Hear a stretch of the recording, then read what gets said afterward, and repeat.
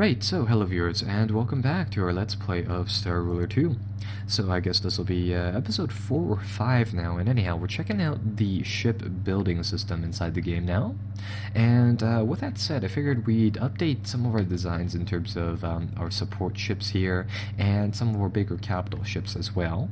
And anyhow, I think we'll start off with the capital ship and we'll build some sort of massive, just in general, capital ship to lead our fleets here. And moving forwards from there, we might build a few specialized support ships to follow it around. Anyhow, giving you guys a little bit of history behind the game. Inside the first Star Ruler game, what happened was that they gave you a really unique shipbuilding editor where it was effectively just a blank screen. You could drag modules over and put it on what is effectively this giant circle with one side labeled front and the other one labeled back. I think they had like a certain number of parts. So for example, you could build modules in sizes of 4, 2, 1, and like fractions of 1, but it all had to add up to like 14 or something along those lines was the maximum that you could do. And in general, the game just went off of that note. Coming into the sequel here, they from the looks of it, they decided to give it roughly the same characteristic in that you could scale up the ships to whatever size you'd like, but they added some more just structure into it in the sense that you designate a ship class, currently either military or exploration, and then you pick out one of these basic hulls, and for example, you have some of these ones labeled as support and some of these ones labeled as flagships, and I believe this is just a general system of defining what the ship actually looks like on the actual galaxy map, and in general giving you guys giving the ships some more structure here as to how do we want to build them there. So with that said, what we want to do right now is that I would like to build a flagship, a pretty big flagship as well, to lead our forces. And currently we have a ship that is of size 2000 or 200 as the biggest. So I think we'll up the ante here over and do something that is size 100 or 425 here. Right, so going into the shipbuilding here, what we'll need to do is that we'll need to stack up a few things onto our ship, namely things such as different engines, command departments, storage departments, crew facilities, amongst other things, to in general form the basics of the ship. So how this works is that we effectively drag and paint portions of the ship to represent what structures they represent, and it's kind of abstract in the sense that whatever area you paint, of course, depends on the scale of the ship. So for example, if you have a 200 size ship with a 1 hex gun on it, that is going to be wildly different than say a size 1000 ship with a 1 hex gun on it. In my opinion, they probably should include the ability to have like 1/4, 1/4, or 1/4 and 1/2 hexes for different weapon systems as well, but that is just a small thing there. So anyhow, that's the basics of building these ships. You just effectively paint areas in proportion to how big you want the different weapon systems you want, or systems in general, on the ship you want them to be. So with that said, what I want to do here is that obviously our ship will need a few different items on it, namely in the area of a hyperdrive to allow FTL travel, and I think moving forwards from there we'll need some regular engines to get thrust going on, and of course the game gives you quite a few different options here. We can do ion engines or ion A engines or rocket engines, and I think I'll do ion, and we also have different reactors for power, different storage and command things which we do need for the ship to function, and in general, yeah, the game goes off of there. So I think what we should do is that I'll go with some ion engines because they seem to be the better choice here, and all I'm doing is that I'm just painting out a layout for how our ship really looks, or how our ship functions but not necessarily looks on the campaign or on the galaxy map here. So obviously what I think I'll do here is that I'll put engines in the back portions of the ship, and I'm going to see what is the difference between the fission engines and the fusion engines. So for example, currently two fission engines generate 53 units of power. These fusion ones generate more, but from the looks of it, they're or no, actually they have the same maintenance cost. So I think this is what we'll do. We'll do some sort of odd 3-engine array, something like that. So, the individual subsystems on your ships can actually be damaged, hence why they have different HP values. And with that said, we might want to incorporate some aspect of redundancy here. So, for example, we might want to say plate up our engines and power sources, such as like this. Obviously, we don't need to do this for every single area, but it might just be one of the things that we should watch out for.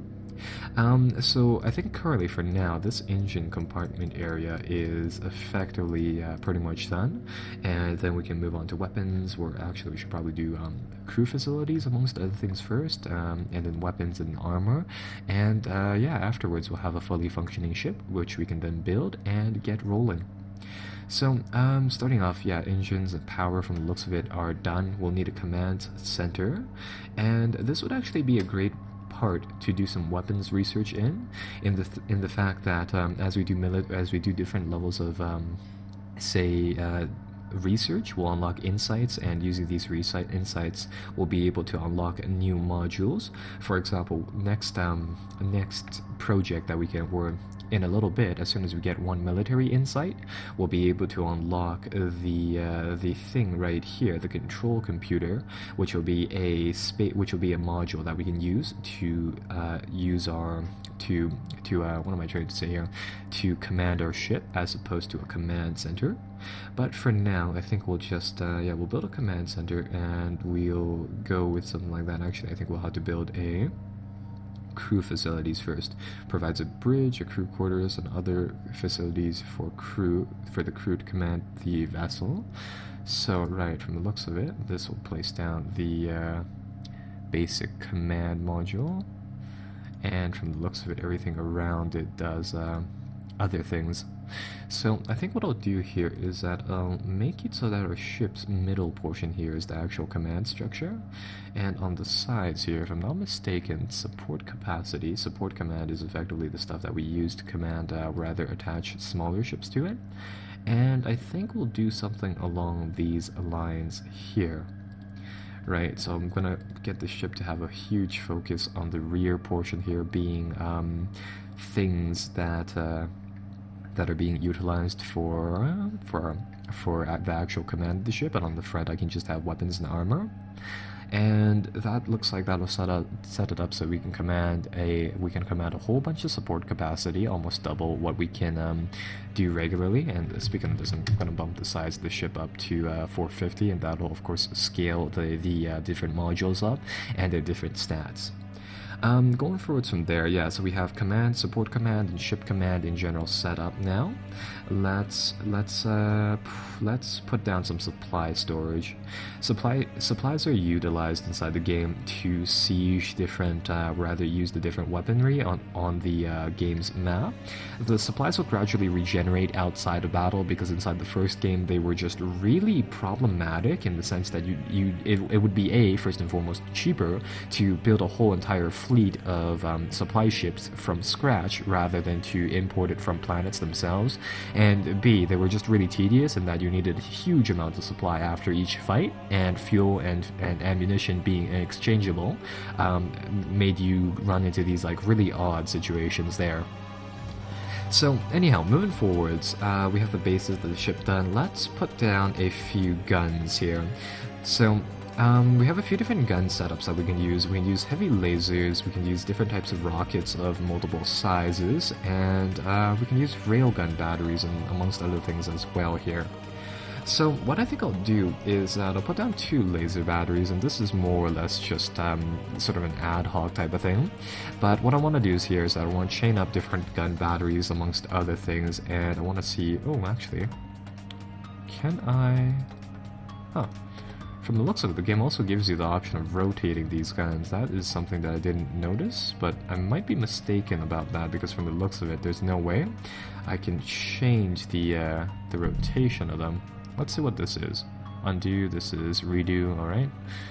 There are different tools here. Is there any rotation object here? Because yeah, currently all of these guns are facing forwards, where they're shooting towards the very side at the very most. And as you can see, as I'm putting more guns down on the ship here, it'll require more supply or more command in regards to the ship itself. So what I can do going forwards from there is that I can then just build some more of this stuff. I think what we'll do here is that we'll have like a command deck, if you will, doing the weapons in the forward portion of the ship, and the ships, or you know, imagine it as we go along here inside the back portion of the ship as well as here. So yeah, that's in general how we build ships, and we can just, for example, I want a really big missile launcher, or yeah, missile launcher here, so I'm gonna stack these things up like such, and really the game just goes forwards, coming off of there. So, I mean, inside the first game, I think they had a wide variety of different weapons and also healing weapons as well, so non-weapon things here and there as well, such as like tractor beams and reverse tractor beams and things like that. So what I want to do here is I want to have a few weapons such as these missile launchers that can hit big ships really well, and I want to have a few smaller guns because the bigger ship you make, the more chance that you're firing at smaller ships, and I believe with bigger guns you do in fact have the ability to miss as well there. So with that said, I A, want to make my ship symmetrical, but B, I also want to keep note of that fact there. So let's see, that was built right over here, so we'll have 2 rocket pods over here as well, and I believe these rocket pods, yeah, they launch a barrage of short-range rockets, and these missiles launch, of course, a bit of a higher damaging weapon, like such. And I think we'll just stack it up with a whole bunch of these beam cannon things there. Trying to figure out how I can rotate them is one thing, but not having much luck with that, as you can see. You know what? Here's what we'll do. We'll have a set of 8 mini guns on the front, and we'll have a set of 2. No, I want the gun to be now. Has to be in a pattern here. There we go. Anyhow, yeah, we'll have 8 mini railguns on the front, 4 big ones on the back here. And I think at this point we're pretty much done weaponizing the ship. Actually, we could add a few of these carpet bomb weapons as well, and these are for siege purposes once we siege planets, so I'll stack 2 in the back here just because. And at this point, I mean, I probably should actually build another supply area as well, so I think we'll build a small one in the front here like that, and another one up in the front as well.